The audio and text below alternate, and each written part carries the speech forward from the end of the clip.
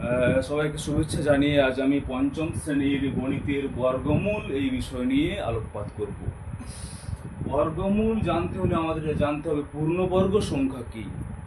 না, একটি সংখ্যার সঙ্গে ওই সংখ্যা গুণ করলে যে গুণফল পাওয়া যায় তাকে বলা হয় ওই মূল সংখ্যাটির পূর্ণবর্গ সংখ্যা।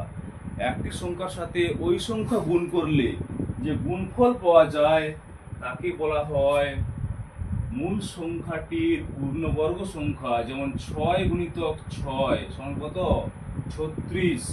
তাহলে 36টি হলো একটি পূর্ণবর্গ সংখ্যা, আর 6টা হলো কি না তার বর্গমূল। 6টা হলো তার বর্গমূল। এই 6 সংখ্যাটি হলো 36-এর বর্গমূল। যেমন ধরো 9 × 9 = 81। এই 81 সংখ্যাটাকে আমরা কি বলবো না পূর্ণবর্গ সংখ্যা বলবো। 9টাকে বলবো আমরা 81-র বর্গমূল। যেমন 11 × 11 = 121। 121 সংখ্যাটি হলো 11 এই সংখ্যাটির পূর্ণবর্গ সংখ্যা, আর 11 এই সংখ্যাটি হলো 121-এর বর্গমূল। অর্থাৎ একটি সংখ্যাকে সেই সংখ্যা দিয়ে গুণ করলে যে গুণফলটা আমরা পাচ্ছি সেই গুণফলকে আমরা বলছি মূল সংখ্যার পূর্ণবর্গ সংখ্যা। তো এখন আমরা শিখব মৌলিক উৎপাদক পদ্ধতিতে বর্গমূল নির্ণয়। তার কারণ মৌলিক উৎপাদক পদ্ধতিতে বর্গমূল শেখাটা খুব সহজ ব্যাপার। এরপর তোমরা যখন উঁচু ক্লাসে উঠবে তখন তোমরা ভাগ পদ্ধতি অবলম্বন করেও বর্গমূল শিখতে পারবে। যেমন ধরো আমরা 225 সংখ্যাটির উৎপাদক পদ্ধতিতে বর্গমূল বের করব। মৌলিক উৎপাদক পদ্ধতিতে এটা 3 দিয়ে ভাগ যাবে। 3 × 7 = 21, 15, 3 × 5 = 15। আবার 7 + 5 = 12। 12 যেহেতু 3 দিয়ে ভাগ যায় তাই এই সংখ্যাটি 3 দিয়ে ভাগ যাবে। 3 × 2 = 6, 15, 3 × 5 = 15। আবার 5 × 5 = 25। শেষ সংখ্যাটা অর্থাৎ শেষ ভাগফলটা যখন মৌলিক সংখ্যা হয়ে যাবে তখন মৌলিক উৎপাদকের বিশ্লেষণ শেষ। অতএব কি লিখতে পারি? অতএব 225 = 3 × 3 × 5 × 5। এবারে দেখতে হবে একই সংখ্যাগুলির কতগুলি জোড় রয়েছে। দেখো 3-এর একটি জোড় রয়েছে এবং 5-এর একটি জোড় রয়েছে। অতএব 225-এর বর্গমূল কি হবে? এটি হচ্ছে বর্গমূল চিহ্ন, এটা বর্গমূল চিহ্ন। কি হবে না এই জোড় থেকে একটি 3 আসবে, গুণিতক এই 5 × 5 থেকে একটি 5 আসবে। 3 × 5 = 15। তাহলে কি বললাম? যতগুলো উৎপাদক থাকবে সেই ততগুলো উৎপাদককে আমাদেরকে একই সংখ্যাগুলোকে পাশাপাশি লিখতে হবে এবং সেগুলো যখন জোড় আকারে থাকবে, অর্থাৎ যদি সেখানে 2টি 3 থাকে একটি 3 নিতে হবে, সেখানে যদি 4টি 3 থাকে তাহলে আমাদেরকে 2টি 3 নিতে হবে, সেখানে যদি 2টো 5 থাকে তাহলে একটি 5 আসবে। তাই 225-এর বর্গমূল হলো 15। যেমন ধরো 64 আমরা বর্গমূল করব। 64 যেহেতু একটা জোড় সংখ্যা তাই এটি 2 দিয়ে ভাগ যাবে। 2 × 3 = 6, 2 × 2 = 4, 2 × 16 = 32, 2 × 8 = 16, 2 × 4 = 8, 2 × 2 = 4।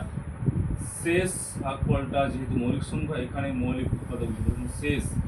অতএব 64 কি হচ্ছে 1, 2, 3, 4, 5, 6 6টা 2-এর গুণফল 2,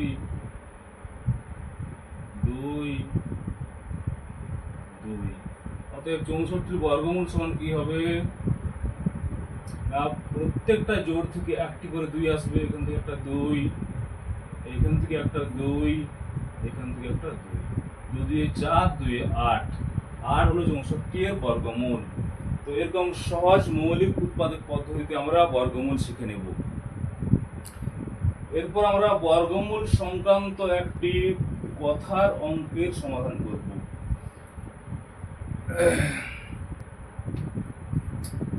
ধরো একটি বর্গক্ষেত্রের ক্ষেত্রফল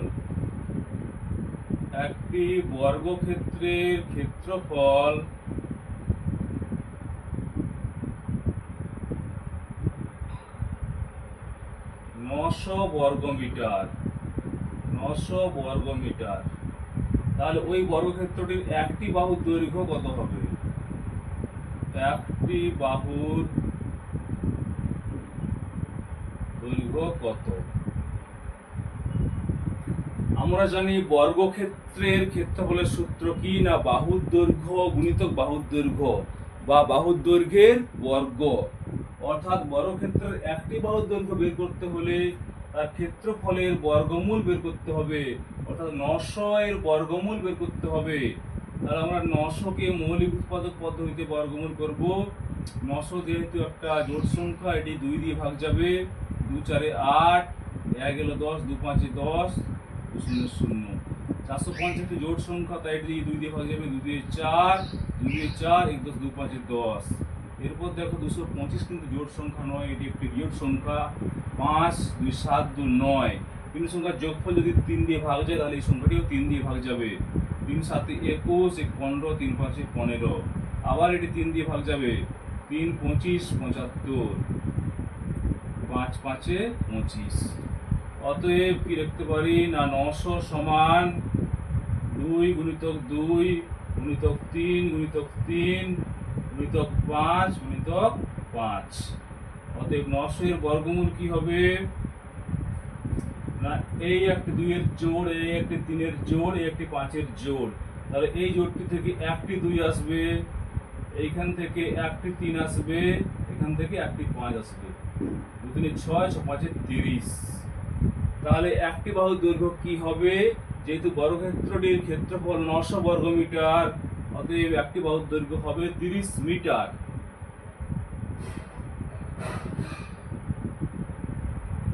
একটি বাহুর দৈর্ঘ্য সমান 30 মিটার।